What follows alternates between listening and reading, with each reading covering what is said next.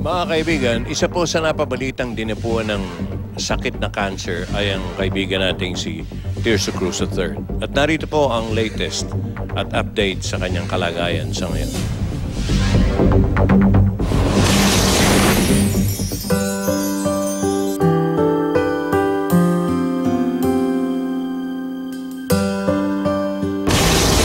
Hindi nitong April 1 kundi March 28, piniling i-advance ng multi-awarded actor na si Tirso Cruz III ang kanyang 63rd birthday.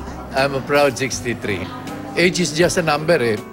Ang okasyong yon ay bilang pasasalamat ni Pip at ng kanyang pamilya sa isang mahimalang kaganapan sa buhay ng aktor, ang pagkakadiagnose sa aktor ng stage 2 lung cancer.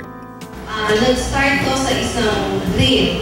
Merong isang driver. Paakyat siya sa skip na road. And then may tubig na padating. So sabi ko dun sa driver, huwag tayong dumaan dyan, huwag mong ibaba dyan kasi natatakot ako.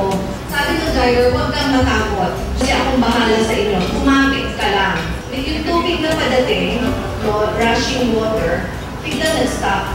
Tapos sabi ng driver, kita mo na, sabi ko sa'yo, huwag kang matakot. But what jolted the couple was their son Bodhi's advice that they go see a doctor. I was diagnosed with lung cancer. May nakita akong lump sa lung niyo. A lot of you know na smoker ako. As I was taking the antibiotics, after 2 weeks, bumalik ako sa friend doctor ko. Sabi niya, we will have to go to the next step, which is kailangan magpa-biopsy. Pa-biopsy na natin yan. After a couple of days, tinawagan na ni Dr. Carino yung asawa ko, sabi niya, Lynn, positive. The growth, the lump is malignant. Kinausap na ako ng Dr. Carino, sabi niya, alam mo, huwag na natin patagalin ito. Alam ko, kaya kong, I can cut that out clean.